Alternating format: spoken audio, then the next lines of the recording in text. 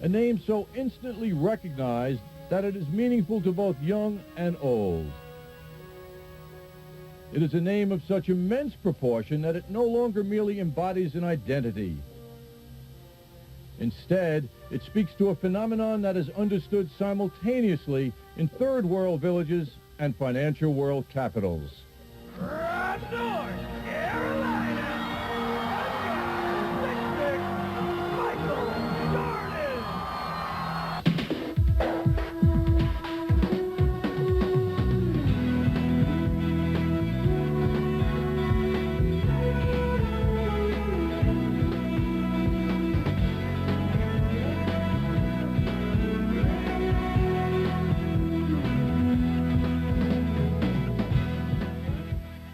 As the 20th century nears an end, this grandson of a tobacco sharecropper is arguably one of the world's most celebrated heroes. Michael Jordan entered the American sports culture with dead-on accuracy and perfect timing. What Jordan achieved in 15 years as a player of the game seems now oddly incidental to all that he is away from that game. We live in a country and in a society and a world where people are looking for a hero. We had a need for a hero, and I think that that's the thing that Michael has been able to supply. Well, I think it's very simple. I think you want to be part of his team. I think you want to, in some way, be playing next to him. His celebrity transcends many of the boundaries that might have stopped sports idols of past generations from rising higher. He's the man who walks in the air. Michael Jordan is the magician. He's this symbol of someone who can do things the rest of us can't do. Perhaps because Jordan was so captivating between the narrow dimensions of a basketball floor, we are only now awakening to the magnitude of the many components of the man, Michael Jordan, off court.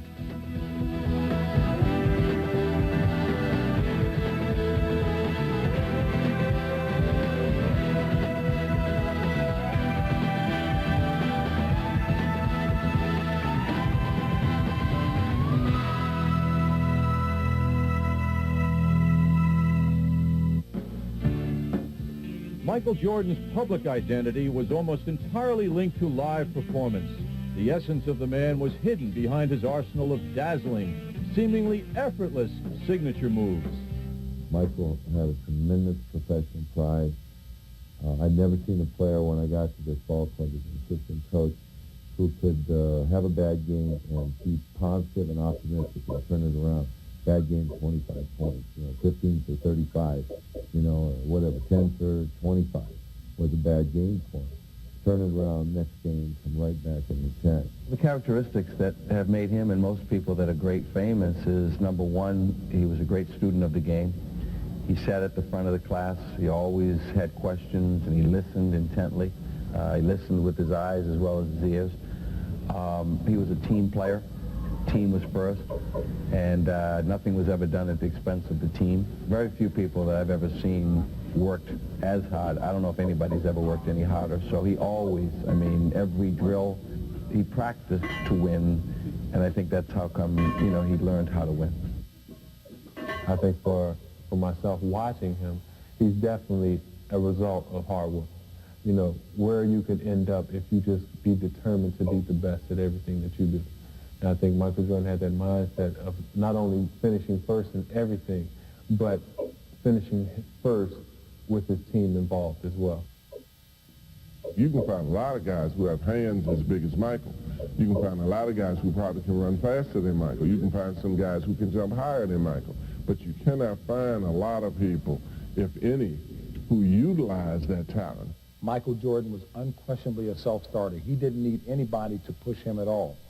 I think he also was the kind of guy who examined himself to see what kind of abilities did he have and never accepted anything less than perfection. Indeed, Jordan's intensity out of uniform was disarming to those unaccustomed to seeing it. Jordan's approach is always black and white. There is being the best and there is failure. No middle ground. This applied to golf, shoe design, and on-the-court trash talk, which he elevated to an art form. This is a guy that I sincerely believe that if you were going to play jacks with him, he'd want to beat you. But not only would he want to beat you, he'd want to talk about you while he was beating you. And he'll kid with you. Like, I came up to him once. We were at a fundraising affair where he was donating an awful lot of money to the community. He waved and greeted me because I walked in, and I gave the sign like I was playing golf and told him, come on. And I looked at him, and his whole frame of mind changed. And he looked at me and said, you play golf? And I told him, no. Well, Michael, I knew him when he was playing the Tar Heels, and I was coaching University of Arkansas, and we beat them one time when they were #1. And every time he sees me, he says, I haven't forgiven you yet, Coach, for beating us. People literally are afraid of letting him down. He is so demanding. The other key to that is he never put demands on other people that he would not put on himself. And he put those demands on himself first and then turned and expected other people to step up mentally to be ready to compete. What we had to tell Michael was he had to share the spotlight with guys, and that he had to include his other teammates. Even sometimes when they would back away and wanted him to take it over, he had to thrust the action back on them so that they would have to make the play. And he made players like Scotty and Horace better players over the course of his career.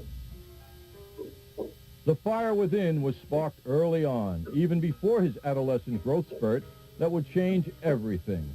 Michael went from survivor to fierce competitor. This attitude shaped his outlook even after he became a sports celebrity. He hasn't changed. With all the fame, the fortune, everything that's come to him, he's still just the same guy that I remember as a young college player and a young pro when I first got to know him. Well, I taught Mike actually all he knows in 1 week of basketball at the McDonald's All-American game when he was a senior in high school. I never had heard about him. And we went to play this all-star game, and all of a sudden I'm introduced to this young kid, Michael Jordan. Well, it was obvious from the time that I first saw him that he was going to be, I mean, like, unbelievable. And the thing was that in those days, you know, when he was playing, he did everything just really fundamentally, nothing fancy, but he always knew how to win and make the big shot. And in fact, the McDonald's All-American game, team he played on, won 96-95. He made the last 6 baskets in the game, and every time we were down by 1. So if Michael had the ball last, we were going to win. And of course, that's been the story of his life. Everybody knew that he was a fine player, but I don't think anybody had any idea that he would become what he became. You just don't imagine a person becoming that good. And he just, you know, went beyond everybody's expectation, whereas they expected him to be good, but I don't think anybody expected him to be as sensational as he became. What I really don't want to recollect is in 1982 in New Orleans, national championship game, Georgetown University is playing against University of North Carolina. Michael Jordan happened to be a freshman at that time, so we called timeout. It's about 14 seconds or so left in the ball game, so you're figuring that they're going to go to James Worthy because James Worthy is the upperclassman, the guy who's been in the middle of killing us. And they come out of the huddle and throw the ball to the left sideline to this freshman who sails up something. He's almost out of bounds near the bench, and whoosh, they go ahead of us. And so I have a horrible memory of Michael Jordan. I call it a nightmare, but it was indicative of the fact that this kid's courage and his confidence, and even more so, I think, it showed the confidence of Coach Smith in a freshman, because you just don't get in the national championship game and let a freshman take a shot when you're behind with seconds to go in the ball game. And not only do you let him do it, he comes out and swishes the shot. So that reflects the fact that this kid, even then, had a lot of courage and a lot of willingness to lead and to take over. He's a phenomenon, and Michael Jordan just took it to another level because people were able to trace the history of him, actually watch him grow through the media. Going to North Carolina, making the great shot in that national championship game, and then to go on to Chicago or the Olympics and winning the Olympics. I know Bobby Knight coached him and thought he's one of the greatest players he's ever witnessed, and certainly is, I think, the best to ever play the game. Michael Jordan's influence as an athlete even transcends gender, and women who play basketball look up to Michael like no other, not only for what he has meant to the game, but for the doors he opens for women who play the sport. Mike has always been supportive of the women's game. And I've always, Mike and I kind of grew up in the same time. We received the Naismith Award together. And Mike's always been a big fan of women's basketball. Every basketball player, male and female, look up to Michael Jordan. I know I do, and we've all tried to do his moves and try to catch some air like he does, but it just seems like Michael is always intense and always mentally prepared no matter what the circumstances are, and that's something that I think, sets him apart from any other player. His rise to the top, he talked about how he became the best player in the country. He didn't talk about it. He just went out there and worked every day and tried to become the best, and he did it quietly. I think Michael's been a great role model for women. There's no one that's had a greater impact on his game than Michael Jordan. I think you watch him play, and he plays with such a passion. He is best when the game is on the line. He plays and has a lot of fun playing, and I think the women watch him, and they know that, basketball's hard work, but it's not anything that you can't go out and compete at and be successful at if you're willing to lay it on the line. And while Michael leaves his mark, his influence has encouraged and inspired his competitors, his fans, and the stars of tomorrow. What kind of hat you got on? Jordan hat, huh? Whatever color, whatever socioeconomic background you came from, poor people, rich people, he made it fun. And I think a lot of kids particularly, have started playing the game of basketball because they saw that you could have fun playing it. There's a generation of young players across the globe seeking to emulate Michael Jordan. That's what humans do. They emulate one another. And Michael Jordan is the front row human being to emulate in the late 20th century. He's everywhere on every product. And so we have a generation trying to be Michael Jordan. On a basketball court, Michael Jordan has a knack of seeing everything around him, processing the information and making the right decisions in a blink of an eye. Give him the luxury of time to choose, and Jordan is even more dangerous. Witness his many triumphs as a business entity. When he decided it was time to star in a big-budget Hollywood production, the film Space Jam generated close to $500 million in combined box office and video sales. Different. I mean, I appreciate what people do, other actors do for a living, have a better understanding. Will I do this forever? Or will I do this full-time? I don't think so. When the designer Bijan inquired about a Jordan cologne, Jordan not only agreed, but dove right into the development process. Right behind you, right behind you. What? You fell for that. In less than a year, the cologne sales surpassed $150 million.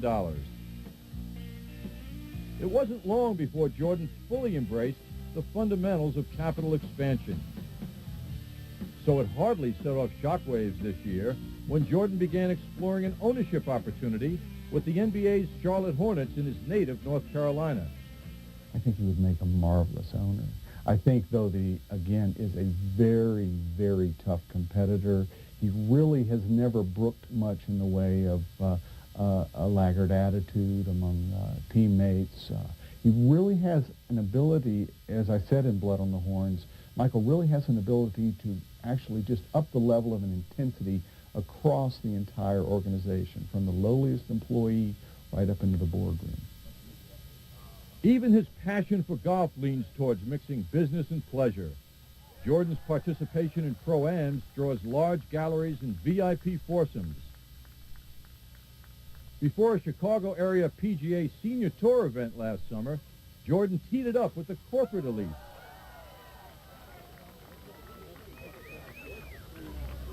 At the 1992 Summer Olympics in Spain, Jordan participated as a member of the original Dream Team, arguably the greatest team ever assembled. You can't get too close to Michael, it's a foul. You haven't committed a foul in almost a year and a half, man. How can you talk? My goodness. I don't think you ever fouled out of a game. When do you ever foul out of a game? Michael, what about playing with Magic? First time, you know, to play with a lot of these guys in a competitive situation. I played with them in All-Stars and against them, and now we represent one, basically, and we represent the country that we are from, which is the United States, and we're going over, and we're in a very competitive situation, and it's a prize at the end. So I think I'm looking forward to the camaraderie that's going to be established over this 5-week period, and it's going to be something that's fun. But a conflict was ensuing. Jordan led the Nike forces into battle with Reebok. Jordan, under contract to Nike, took the bold step of using a prop no less sacred than the American flag draped over his shoulder to conceal Reebok's logo on his Olympic team warm-up jacket. Proving no relationship has been more important to Jordan than Nike. And the pot of gold materialized in 1998. Control of his own brand backed by the Nike marketing machine. Jordan shoes and apparel did more than $300 million in sales in year one. And now other pro stars are also signing on to wear the brand exclusively. The appetite to create is an unbelievable ambition in creating a basketball shoe that suits a lot of the people. I think that will continue. That's never going to stop, even from not playing basketball. I think that appetite to create continues on. And certainly it's a competitive thing to constantly find things that the fans and the public could identify with. And I look forward to that. Heading into a new century, Jordan's empire is indeed vast. His ventures include the successful Michael Jordan's restaurant in Chicago, the trendy 160 Blue, an upscale eatery near the United Center Arena, the Michael Jordan Golf Company, and more. While the NBA nears the end of its first season of the post-Jordan era, the rumored return of Jordan to the league as a team owner is creating a new buzz around Michael. Consider being part of ownership? No. Michael, whatever happened I would fire too many people if I'm ownership. If Jordan secures a controlling ownership in an NBA city, the impact will be considerable. He will insist on a team that is profitable, and of course, he will insist on winning at least 6 NBA titles. I think he'll find a way to win, the way he coped with the struggles of the Chicago Bulls. I think he has learned tremendously from his associations with Phil Jackson and people like Tex Winter, and even people like Jerry Reinsdorf. And I think Michael is a very crafty competitor, and I think that he will find a way to make that drive work for him. As Jordan surveys a horizon of unlimited possibilities, the NBA must identify the next generation that will allow the league to sustain its global popularity. Well, I think it's already very evident that he's sorely missed in so many different ways. You know, he was the main man, and regardless of where he played, I think that was what everybody wanted to see. They wanted to see the best basketball players ever play the game. Basketball is going to have to retrench. There is a molting period. I think it would be safe to assume that the unparalleled growth that Michael brought is going to cool a bit for basketball. Plus the effects of the lockout are substantial. But I think the NBA is a healthy business. The owners have a good agreement. I've spent a lot of time over the last few years interviewing young players, watching what's going on with them and their lives and looking at their competitive natures. And there's some interesting players out there. Is it going to be Camelot again, this golden time? No. But will the NBA survive and thrive? Yes. It's going to be really difficult. I know they'll probably push some people into that position, a Grant Hill or somebody that will unfairly be, try to measure up. But it's going to be an important part of their marketing. And, of course, coming back from the lockout season, they're going to need to do it real fast.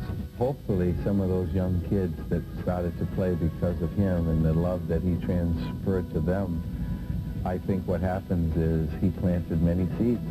And I think you're going to see some of those seeds grow and develop. And because of Michael Jordan, I think there'll be another one. Ready and action. I'm Michael Jordan. You've been briefed. Michael Jordan elevated sports marketing from its infancy in the 1980s to one of the truly dynamic industries of the 90s.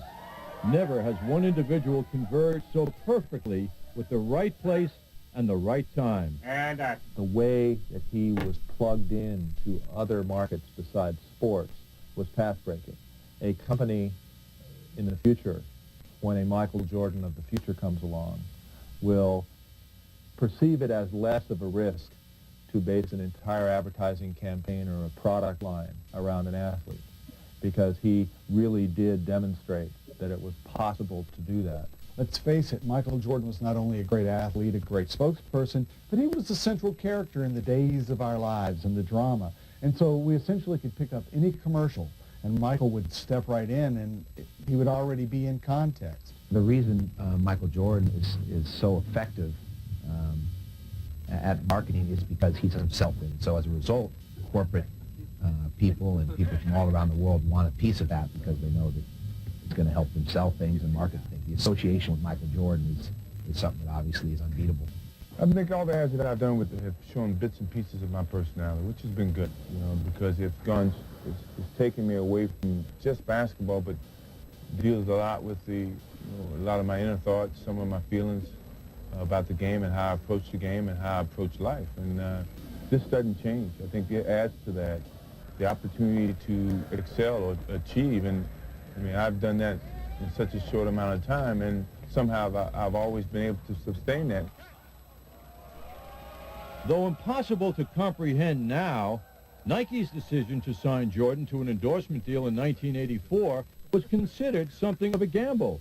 The Bulls were not yet a dominant team, and Jordan was not yet a dominant player, despite moments of brilliance. The gamble continues to pay off. I think he had an agent who understood what Michael was, this incredible talent he had. I'm not talking about jumping and shooting. Those things are there, but I mean Michael's ability to connect with people, this special presence he had. And then Nike had the foresight to see that and to come forward with a very attractive offer to build an entire product line around Michael. All-time sales of Jordan products by Nike have grossed about $2.6 billion, which accounts for less than one-third of Jordan's estimated $10 billion impact on the U.S. economy. You reflect on what kind of pressure that places on him, what kind of responsibility that places on him, and being responsible for thousands and thousands of people having jobs indirectly. Forget what he does directly, indirectly. Well, the Michael Jordan effect has been vastly overstated. The way people come up with those numbers is that they attribute literally everything that touches professional basketball in large measure to Michael Jordan, and then they assume that the gross effect of the National Basketball Association on the economy is just simply adding up all the dollars that pass through it. And, of course, that's a wild exaggeration. Whatever the actual numbers, Jordan has earned roughly $240 million from endorsements the past decade. A huge sum, but arguably a bargain in contrast with his immeasurable impact on sales and product image. One reason he's so marketable, he's a good-looking guy.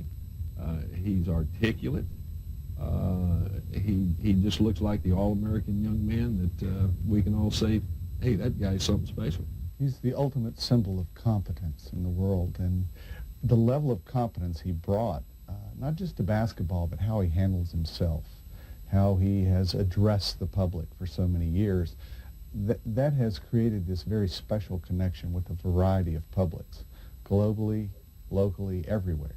And Jordan is as versatile as a pitchman as he is with a basketball. Coca-Cola, Gatorade, General Mills, Wheaties relied on Jordan's stature to enhance an image of market leadership, while the Nikes, Wilsons, Oakleys, and Rayovacs counted on Jordan to spark dramatic sales increases. In many cases, because he and he alone could command 10-year contracts, Jordan will continue his association with many of these companies well into the future. Jordan endorsements are often merely fueled by consumer momentum. Consider NBA licensed merchandise. Though he does not appear in any forum specifically promoting fan purchase of jerseys and caps, Jordan and the Bulls at their peak are believed to have generated up to half of the NBA's total revenue in this area. During his playing career, NBA licensed product sales climbed from an annual blip of $44 million to about $3 billion. The Nike relationship remains intact as the flagship component of the Jordan empire, having evolved from the original cutting-edge TV spots of the mid-'80s to a standalone Michael Jordan brand, the only Nike products without the famous swoosh symbol.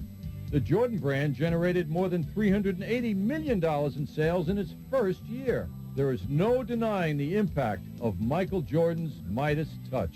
Michael is still in the game, and he will be for several years because it will take a while before we all forget him and start wondering about the next ones. So he will be the centerpiece of lots and lots and lots of advertising and product endorsement and media attention for several years. I think kids still buzz about him. His products move off smoke off the shelf. So I think as long as we can find distinct and fresh ways to present him, we should ride him as long as possible.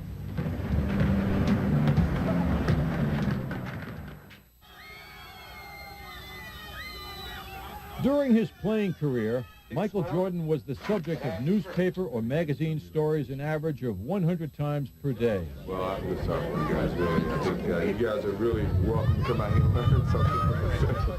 His life and times are documented in some 70 books, including 4 he has authored with a collaborator. What Walter and what Mark actually told me was just be myself, and they just wanted to see that over a year's period and get inside the doors that I've probably kept closed for a while, and I just had to live.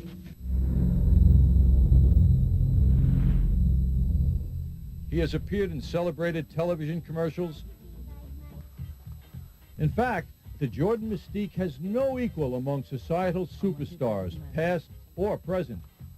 Internationally, I mean, he is just, he's larger than life and larger than sport. It's not just a basketball thing. I think he's a way to really help develop the brand in countries where either basketball or sport is not all that developed. I think we live in a country and in a society and a world where people are looking for a hero.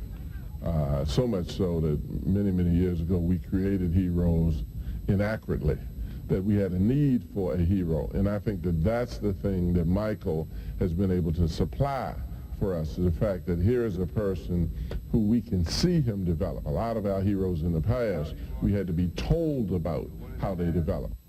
Going on 2 years old? Huh? Show me your big old hands. These some big hands, man.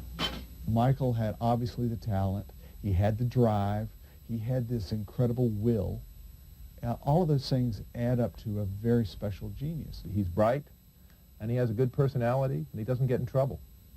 So he's someone that you genuinely have a natural liking to. He doesn't come on as an arrogant, spoiled child like lots of athletes and lots of movie stars or rock stars do. So he combines this unusual ability with an attractive personality, and anybody who has that attribute, the country is certainly ready for them, and they will be a media darling for as long as they want to be.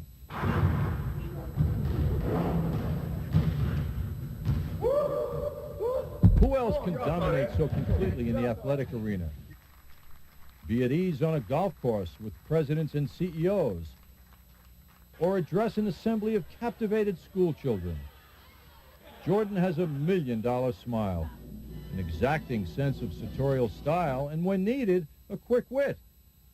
What do you want? You can't be throwing it like a wimp. You catch it? I can catch that. Try it one time. See? Okay, but Greg, it's got to be there. He readily alternates from the highbrow lobster and champagne circuit to grape soda and honey buns with old friends and family in Carolina. The Jordan image is even powerful enough to deflect perceived flaws that would damage mere mortals. We've got to remember that Michael also is human. You know, we have got to be smart enough to give him the space that he needs to make a mistake, the mistake that he needs to do the things that normal people do, because we have the need ourselves for someone as special as he has become we still have got to have the courtesy and the humanism in ourselves to realize that we're not talking about a God, we're just talking about a tremendously special person. If you think of all the situations Michael Jordan has been in over his career, all the places where people have shoved microphones into his faces, where they've asked him to comment on various events, you look at all of those circumstances, the opportunity for him to misspeak, to say something terrible, there are just numerous opportunities, and each and every time he has fielded those just like he's posting up in the lane, faking left and going right. And while some find fault with Jordan's apolitical reputation, no one could question his demonstrative social responsibility. The Michael Jordan Celebrity Golf Tournaments have contributed more than $1.5 million to North Carolina Ronald McDonald houses. He also teamed up with Olympic legend Jackie Joyner-Kersee to promote Nike's program Play, participate in the lives of America's youth. Jackie Joyner and myself basically tried to get going, co-chaired, and Ignite was an opportunity to give kids an outlet, whatever pressures they may deal with away from sports, either in their lives or amongst their families or academically, educationally, whatever. Let this be a means to take your mind away from it for a little while, just so you can clear your mind and somehow deal with that problem once you go back, and give yourself a good outlet to make it, or to do something that you choose to do, or to chase your dreams or your goals. I don't think people should eliminate that, because that's very important. I mean, it was a great motivational factor for me to achieve my goals of playing professional sports. If I didn't play professional sports, I got the opportunity to go to college and graduate. I think those are the things that get taken for granted in terms of the sports and the way kids view sports as a motivational factor. And Jordan frequently lends his considerable clout to a variety of charities, such as the Coach for Kids program and the Illinois Special Olympics. It is on these occasions that Jordan's down-home humility overshadows his social stature. In memory of his late father, the James R. Jordan Boys and Girls Club and Family Life Center is an inner-city oasis on Chicago's west side. Michael Jordan put up $2 million. The Chicago Bulls franchise donated $5 million. And countless millions are also generated for innumerable charities by donated items bearing Jordan's coveted autograph. Earlier this year, Jordan played a starring role in a Principal for a Day program in the Chicago public school system. You ever been to the principal's office? I am in the principal's office. I am the principal, and what can I do for you, sir? Can I have an A for this? No. You can have an apple and get out. He spent 5 hours at a Chicago high school, pushing educational goals, meeting with student council members, and lunching with kids in the school cafeteria. Thank you. Thank you very much. Was it hard, like, going through school, like, putting time in your athleticism and your study? I can't say, and I'm not going to sit here and tell you guys that at certain points in my life when, I wanted to get involved with sports, that I didn't, choose the wrong direction at one particular time where it affected my grades. But the good thing about it was my parents put me right back on track. And I learned from that mistake the first time, so I was able to deal with this second time. But it's hard, but you have to stay focused in terms of what you're trying to achieve as an individual. Jordan clearly is committed to leveraging his fame for good causes, as evidenced by his belief in making golf readily accessible to young people in the inner city and to average Americans nationwide. Although his golf handicap is not likely to suffer in retirement, there clearly is a side of Jordan that gravitates toward community service. I'm a father of 3, and I care very much that there's role models out there that accept the position as a role model. It seems like everybody else is trying to push that label off and not expect to have to live up to something, but he's not only been a role model for his family, but he's been a role model for a lot of other people's families. The Hills and the Bryants and the Hardaways of the world emulating. I think that's the single most valuable legacy that Michael could leave, is that it's not enough to be a great athlete, but it's also a good thing to be a decent human being. What has always struck me as being significant about Michael Jordan is off the court. You know, just upstanding, just a great guy. Always willing, you know, to give to charities. What we've learned from Michael is that you can be competitive off the court, you can be a good person, you can be a great, you know, a great role model, and Mike's done it all. And you could be a shrewd businessman, and you can, you know, you can branch off to so many different areas of advertisement, film, broadcasting. Mike can do it all, and he has done it all. And he's shown that anybody can do it as long as they have a vision. And Mike has always had great vision. Michael, I get to say thank you for 29 teams and hundreds of millions of fans around the world. Thank you for what you've meant to our game. Thank you for being who you were, not only for your leadership and greatness on the court, but for who you were and will continue to be off the court. The era of Jordan seemed to arrive like an unannounced swooping dunk. But just as suddenly, all that remains is the world's longest-running highlight tape. His departure comes at a time of torch passing in all professional sports, with the exit of Wayne Gretzky, John Elway, and Cal Ripken not far behind. As competitors, each possessed a rare combination of swagger, zeal, and dignity. But Jordan's all-encompassing celebrity is uniquely his own. Well, I think, you know, on the floor, I don't think there'll ever be another Michael Jordan, you know, similar to a Baryshnikov in dancing or a Fred Astaire. He was special, and I don't think there'll be anybody like him. But I think he sets a great standard for young people in terms of being a role model. The way he carried himself with class and dignity, his integrity. He was a tremendous example for young people to look up to. There are too few people that you can point to who have that kind of ability as a player who also manages their life in a manner in which you want to cite them. And I think that was one of Michael's greatest gifts to the game, was the fact that not only was he special as a player, he also was a person who managed that specialness and handled his ego and realized his responsibility to be a role model to a lot of kids. We need heroes in our country today. And I think you could point to Michael Jordan if you had a child or a grandchild and say, hey, he's something special. And I think that's what maybe is missed as much as his playing, is the fact that he was one that everybody could point to and say that regardless of how much money he's made, regardless of the fame that he's attained, he still does it in such a classy manner.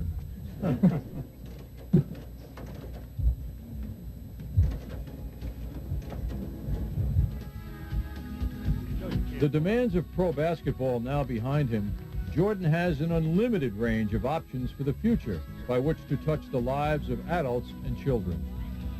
For when the athletic ability, the superhuman aura, and the incomprehensible wealth are stripped away, Michael Jordan becomes even more appealing. I've had a great time, you know, and I can't say enough for the people who supported me. And you know, my life will take a change. And a lot of people say, well, Michael Jordan doesn't have any challenges away from the game of basketball. Well, I dispute that. You know, being a parent is very challenging. If you have kids, you know that. He is a product of parents who taught discipline and respect with actions, not words.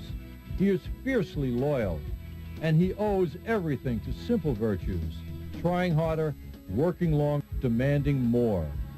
Off the court, those virtues will continue to make Michael Jordan a revered figure for decades to come. There will be young players who will come along who will resonate Michael Jordan's special flair. And when they resonate his flair, either by their accomplishments or by some sense of style they bring to what they do, it's going to send us back and remind us of what Michael did in that special time. What Michael Jordan saw was a lot of opportunities. First of all, he was helping individuals to participate in sports.